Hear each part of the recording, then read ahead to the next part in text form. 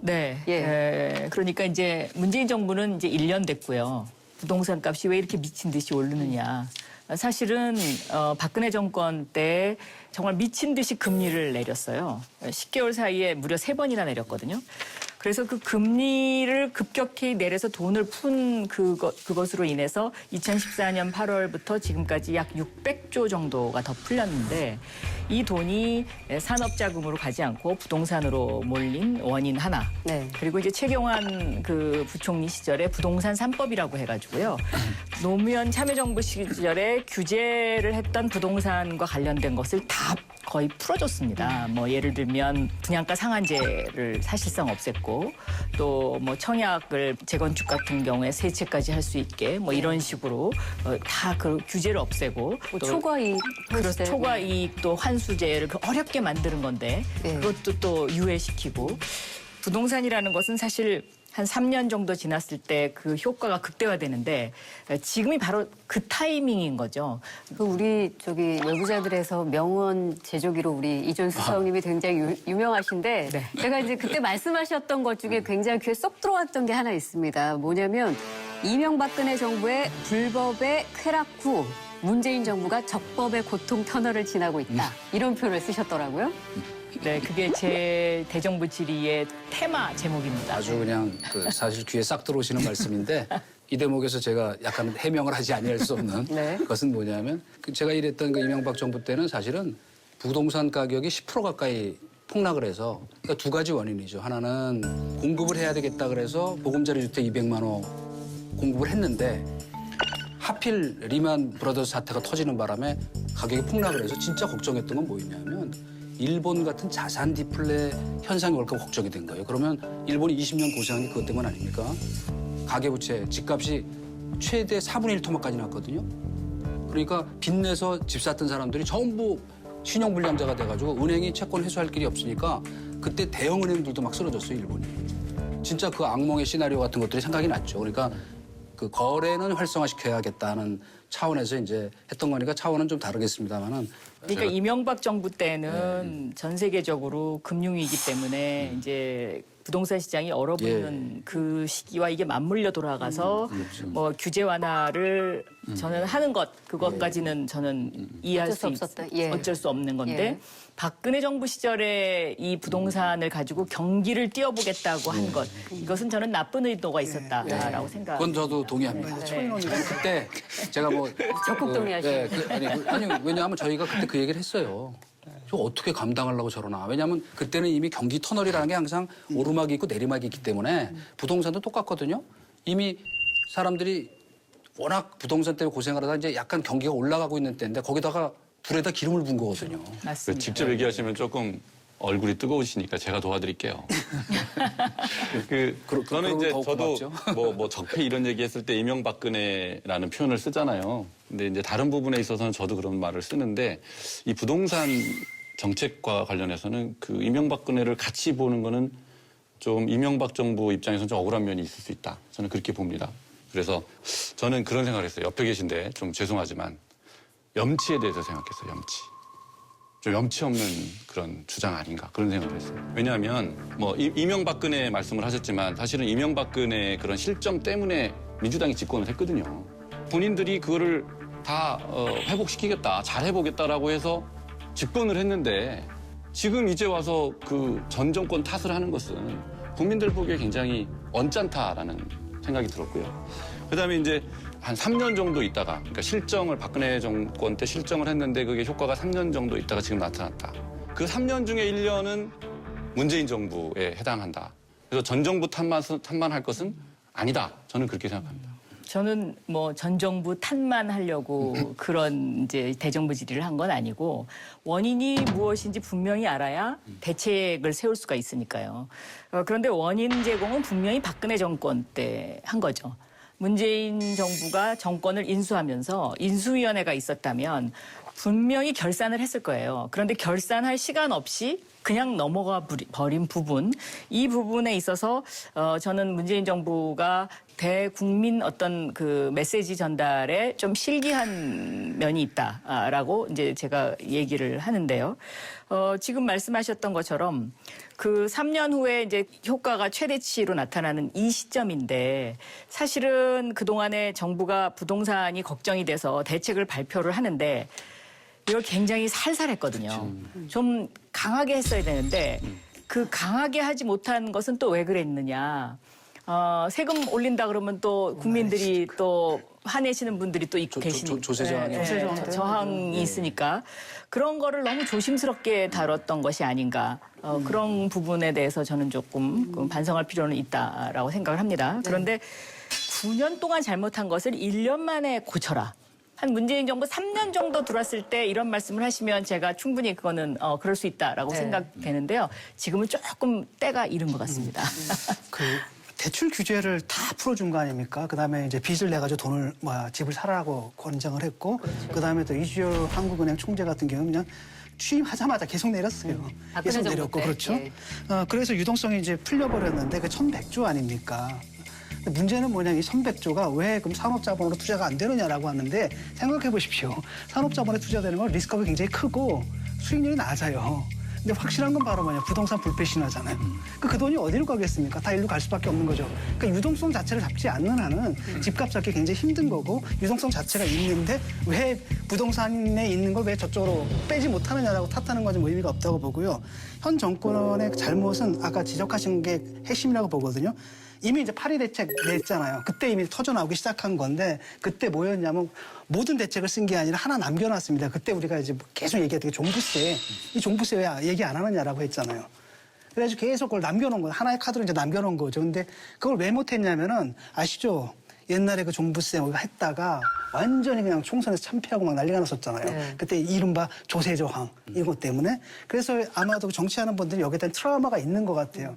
이걸 갖다 나중에 빼놨는데 그 대통령 직속그 위원회에서 대통령 그 몇 달 전에 내놨잖아요. 딱 보니까 이게 종부세 안 올리겠다는 얘기인 거예요. 시그널. 그러니까 시장에 잘못된 시그널을 주는 거죠. 그때부터 막 이게 올랐던 이게 거죠. 별거 아니구나. 예. 이제 이렇게 생각하고 막 올라가기 시작했는데 사실 그 박근혜 정권 때 최경환 부총리의 금리 인하는 부동산 문제뿐만 아니라 우리 경제에 굉장히 치명적인 그 실수를 했다고 저는 봅니다. 왜냐하면 그 당시에 구조조정을 했었어야 되거든요. 기업들. 근데 돈이 너무 많이 풀려버리니까 기업들 구조조정도 못하고 좀비 기업을 양산하고 지금 대한민국 경제를 헤매게 만드는 그런 어떤 원인 제공이다라고 생각합니다. 그 시중에 그렇게 많은 돈이 풀렸죠. 그렇게 많이 풀린 돈을 1년 만에 어떻게 그러면 회수하느냐. 뭐 그건 어려울 수 있습니다. 그런데 이 돈을 선순환 경제 발전을 위해서 선순환시킬 수 있는 구조를 만들지 못한 것. 이 부분도 저는 이제 그 부분도 봐야 된다는 거예요. 노동자금을 다른 곳으로 제가- 유인할 수 있는 대안이 그렇죠. 없었다는 장 말씀이시죠? 변호사님이 지적하신 이 문제를 제가 또 좀 해설을 해드리면 문재인 정부가 지금 경제 운영의 딜레마가 돈이 이렇게 많이 풀리면 이것이 이제 산업자금화해야 되는데 지난 9년 동안 신성장 동력을 못 만들었다는 것. 이것은 저는 굉장히 우리가 참 뼈아픈 대목이다. 그리고 그건 동의하고요. 근데 네. 문재인 정부는 뭐 했냐는 거예요. 그러니까 문재인 신성장 정부가- 동력을 위해서. 그게 중요한 부분이에요, 그게. 신성장 동력을 만드는데도 시간이 필요한 거죠. 당장 경제가 이렇게 회복될 수 있는 단기적 처방을 지금 원하시는데 단기적 처방을 하게 되면 또 다음번에 또 고통이 다가오기 때문에 이런 부분에 있어서는 조금 인내할 필요가 있다. 저는 그렇게 생각합니다. 종부세 인상, 대출 제한으로 인한 규제 강화 분위기 속에서 이 금리 인상 이슈가 또 대정부 질문에서도 대두가 되면서 논란이 되기도 했습니다. 이낙연 총리가 금리에 대해 심각히 생각해야 할 때이다라고 한 뒤로 한국은행 총재가 직접 나서서 뭐 금리 인상의 내부적 영향력에 대해서 즉각 선긋기를 하기도 했죠. 이 총리의 금리 발언에 대해서는 어떻게 생각하십니까? 뭐 원론적으로 우선 금리에 대해서 언급하는 자체가 사실은 금기사항이에요. 그 어디나. 이것도 그러니까 압박이 될 수 있으니까. 그리고 시장에 잘못된 사인을 줄 수가 있거든요. 금리를 진짜 올리나 보다라든가 내리나 보다라든가. 근데 그거는 사실은 독립적으로 하는 것이 맞고 실제로 2008년에 미국을 방문했을 때 당시 이명박 대통령께서 동포 간담회에서 그런 얘기를 하신 적이 있어요. 나 같으면 지금 주식을 사겠다. 왜냐하면 지금이 바닥이니까. 그것 때문에 진짜 혼났거든요. 근데 왜 외국 나가서 주식 사라니 말하니 그런 얘기를 하느냐. 심지어 그때는 미국 언론에서도 약간 좀 비판적으로 했던 것 같아요. 그러니까 굉장히 민감한 사안이다 하는 걸 제가 말씀드리기 위해서 이렇게 자충수까지 두네. 근데 저는 조금 생각이 다른데요. 예. 총리로서 저는 그 정도의 발언은 하실 수 있다. 왜냐하면 금리 문제를 심각하게 생각해야 된다. 이게 굉장히 원론적인 얘기거든요. 그렇죠. 네. 그리고 금리를 인상하라는 것도 아니고 인하하라는 것도 아니고 지금 미국 금리가 올라갈 것이기 때문에 우리가 어떻게 해야 되는지 심각히 생각해야 봐야 된다. 그런 뜻으로 말씀을 예. 하신 건데 저는 언론이 이걸 너무 예민하게 받아들이고 의도적으로 몰고 마치 간 것이 아닌가. 한은의 독립성을 훼손하는 발언인 것처럼. 보수 언론들 같은 경우에 이제 문제가 참 많은 게 좀 사회적 책임감이 좀 있었으면 좋겠거든요, 이 사람들도. 그 어떤 소수의 사람들의 이익을 위해서 발언하는 게 아니라 전 국민의 이익을 위해서 발언한다. 그 보수주의다라는 게 정말 소수 특수 이익을 갖다 옹호하는 이념이 아니잖아요. 사실 그렇잖아요. 지금 문제가 되는 게 경기가 지금 안 풀리고 있기 때문에 만약에 금리 인상을 했을 경우에 더 많은 금리를 쓰기 위해서 내수가 또 줄어든다는 얘기 아니겠습니까? 이러다 보니까 이러지도 못하고 저러지도 못하는데 영원히 우리가 또 이러지도 못하고 저러지도 못하고 있어서는 또 안 되는 거거든요. 근데 이런 부분의 심각성에 대한 그 총리의 인식이 좀 반영된 발언이 아니었나 이렇게 저는 생각합니다. 박 의원님께 여쭤보고 싶은 게 뭐 이주열 총재하고 최경환 전 장관 얘기도 하셨지만 그때는 이제 서별관 회의라는 게 맞습니다. 있던 시절이잖아요. 네. 네. 그래서 이제 경제장관이나 청와대 수석 뭐 이런 경제 책임자들이 다 모여가지고 여러 번 회의를 이제 계속 하는 건데 최은열 민주당 의원 계시잖아요. 최은열 의원이 서별관 회의라도 좀 있었으면 좋겠다 이런 말씀을 하셨어요. 근데 그 취지는 지금 너무 따로 논다는 거죠. 이 정부의 그 경제 책임자들이. 그래서 서별관 회의 같은 거라도 해서 서로 좀 입장도 교환하고 기조도 좀 만들고 그렇게 좀 했으면 좋겠다. 이제 이런 답답한 심경을 좀 그렇게 표현하신 것 같은데 어떻게 생각하세요? 사실 이 서별관 회의는 박근혜 정권 때 여기서 결정된 많은 사안들이 최순실의 지시에 의해서 결정된 경우가 많아서 너무 부작용이 컸기 때문에 이제 없어진 거죠. 지금 현재 총리 주재로 경제부처 내지는 당과 청와대를 서로 연결하는 가교 역할을 하는 회의를 합니다. 지금처럼 특히 청와대가 이렇게 비대한 제가 보기에는 우리 헌정사상 제일 강력한 청와대거든요. 거의 장관들이 안 보일 정도로. 이런 상황에서 총리가 주재해서 운영 방향 같은 것들을 협의하고 하는 거는 효율적으로 전파되고 조율되기 어렵다. 그렇다면 이런 무슨 종합적 컨트롤 타워가 있는 게 좋다. 네. 그런 컨트롤 생각입니다. 타워는 분명히 경제부총리죠. 이낙연 총리의 금리 관련 발언이 사실은 그 배경에 미국의 기준금리 인상이 있다. 이렇게 또 우리 박영선 의원께서 설명해 주셨는데 실제로 미국이 연 2%에서 2.25%포인트로 0.25%포인트 올렸습니다. 그리고 이제 우리나라의 경우에는 지금 10개월째 금리가 동결된 것으로 알고 있는데 미국에서는 올 12월에 한 번 더 올릴 거다. 내년 되면 두세 차례 더 올릴 거다. 뭐 이런 전망들도 나오고 있습니다. 그래서 만약에 연내 금리 인상이 된다면 국내 부동산 시장이 어떤 여파를 미칠까요? 일단 자금이 회수되니까 예. 부동산의 관점에서 보면 부동산 값을 잡을 수 있는 하나의 정책 툴이죠.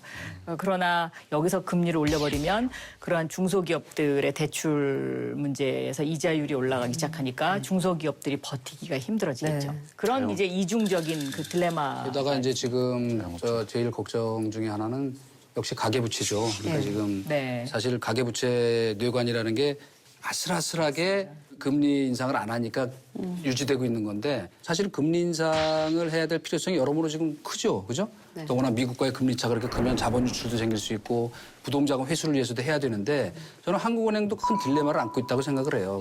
실제로 그 외국의 대규모 투기성 금융자본들 이미 지금 살짝 빠져나가고 돈이 이미 있죠. 많이 빠져나갔고요. 네. 이미 외국의 금융 전문가들 중에 내년 말 안에 또 다른 금융위기가 올 수 있다라고 경고하는 목소리가 많잖아요. 루비니 교수 그러니까. 같은 그러니까 지금 저기 부동산 이 금리 인상 때문에 우리 국민들은 이중의 공포를 겪게 될 것이다라고 생각을 해요. 무주택자 입장에서 얘기를 하면요. 어떤 공포가 있냐면요.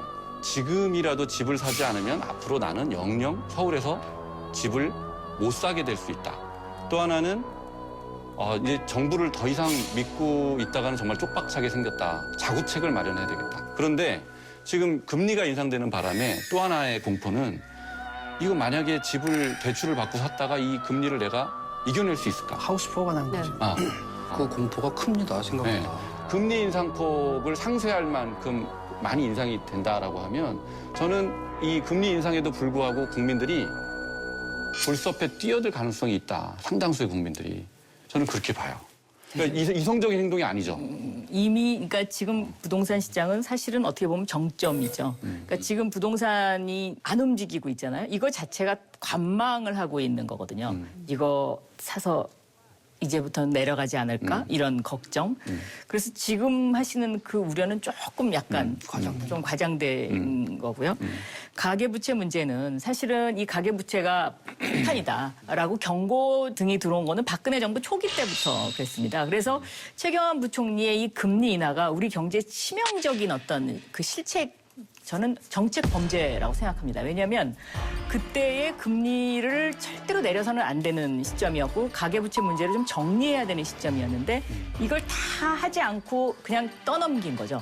떠넘겼기 때문에 지금 이 폭탄을 안고 고통의 터널인 거죠. 표현하신 대로. 근데 그렇게 이제 예를 들어서 금리를 인하해서 그 자금을 풀었으면 투자라도 늘어났어야 되는데 실제로 박근혜 정권 시절에 그 투자 지수는 마이너스거든요. 그러면 이 돈이 하나도 그 산업 자금으로 가지 않았다는 것을 의미하는 것입니다. 네. 문재인 대통령께서 취임하시고 나서 이런 것을 다 점검을 하시고 국민들로부터 우리가 조금 더 허리띠를 졸라맬 필요가 있지 않냐 이런 어떤 공감대 형성이 있었어야 되는데 그 부분이 저는 굉장히 아쉽습니다. 그 초기에 그런 정리를 좀 했을 필요가 있다 이렇게 말씀하시는 것도 일리는 있겠어요. 근데 내년 가서는 그런 얘기할 수가 이제 없는 시기라고 봅니다. 앞에 물론 뭐 오죽하면 탄핵을 당했겠어요. 좌우간 저걸 떠나서. 왜 탄핵당한 정권하고 비교를 하냐고. 그 사람들 때문에 지금 우리가 이렇게 고생하고 있으니까 알아달라? 이건 너무 궁색하잖아요. 1년 반이나 돼갖고. 그렇게 말씀을 하시지만 지난 이명박근혜 정권 9년 내내 노무현 정부 탓을 했었죠. 뭐 정치는 그런 거죠, 원래. 정치는 그런 거에서 금방 말씀 바꾸시네요.